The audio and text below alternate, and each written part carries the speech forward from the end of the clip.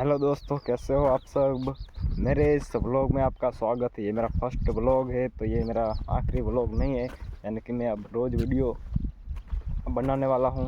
तो मैं आपको दिखाने वाला हूँ फार्म, यानी कि नमक कैसे बनता है, मीठू केवी रीते बने આપણે તમને દેખાડશું। પહેલાં તમને આ દેખાડી દો, જો આ ટી કેવી છે ને, એન્કરીને પાણી આવે, એન્કરીને પાણી આવે અને એન્કરીને પાણી આવે, અને આ છે સોલરના પાટિયા જેની મોટરો હાલે, એ તમને બધાને ખબર જ હશે। અને આ રહ્યું જો બોડિયું જેવું હોય ને વાડીઓમાં, એ જ માયેલું અસલ બોડિયું છે। અને આવું કંઈક કોઈ રણમાં હું અને ખાટકો જો અહીંયા શેડા છૂટા છે, તો થોડુંક અડી જાય તો બાકાજી કે બોલી જાય હવારમાં શોર્ટ થવી। અને આ હે ને જો આ બોર અત્યારે બંધ પડ્યો છે, આમાં ચાલો જ નહીં કર્યો। અને આપણે હે ને આગળ દેખાડી તમને મીઠું કે મીઠું છે ને કેવું હોય। આપણે એને શાકમાં નાખી કે વસ્તુમાં નાખીને ગમે એમાં એ જ મીઠું બને। આપણે ખાવી એ જ મીઠું બને, બાકી એ શું ઉપયોગમાં થતું એ આપણને નથી ખબર। એક સાસ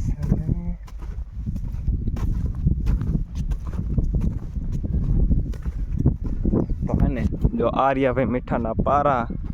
અને હે ને હું તમને એ જઈને દેખાડું કે મીઠું છે ને કેવું છે અસલ પાણીથી આ બનેલું મીઠું।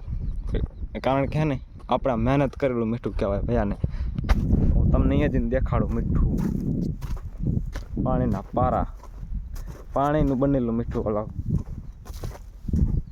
આ બરફ ઘોઈતે, બરફ કેમ પાણીમાં બને એ રીતે જો આ રહ્યું ભાઈ મીઠું।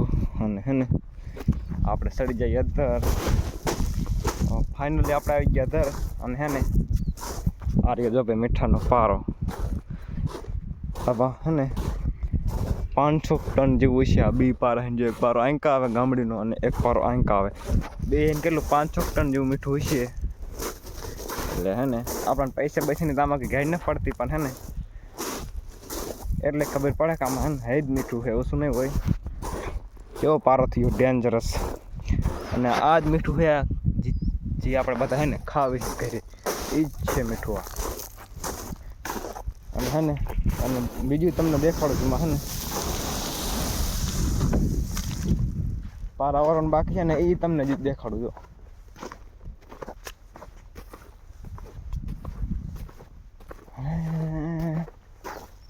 જો આ ગામડેમાં છે ને હજી બાકી પારા વારવાના, આ જે 10 દી જેવું હાલશે બાકી છે ને પછી પારા વારી નાખવાના। આ ગામડીને પારા વારી નાખવાનું તમને છે ને દેખાડું અંદર જઈને મીઠું જો કેવું છે। જો આવું હોય કે નમકની ખેતી એટલે કે મીઠાની ખેતી, આપણે ગુજરાતીને કહી તો મીઠાની ખેતી કહેવાય। એટલે આવી કંઈક હોય હં। અને આ તમે જે ભારો ને એ તંબુ છે, વાવાઝોડાના કારણે ને સાપરું ભાંગી ગયું। જો આ તંબુ છે, લોઢા ન આવે તોય આખું છે ને નાખી દીધું, ઉડાડીને નાખી દીધું। જો આ તંબુ છે એટલે ઘર આવીને હું રણનું ઘર છે હારી હોય આવું કંઈક કરેલું સાપરું અગરિયાનું। તો જો આપણે અરે બાટલો છે અને આપણે જ આવે ત્યારે ખેંચવા દંતારો બસ।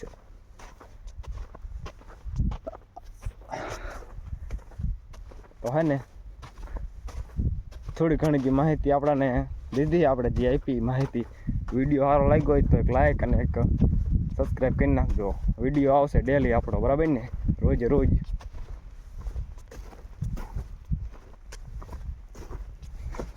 બાકી જો હોલ બૂટની ફૂલ તૈયારી છે।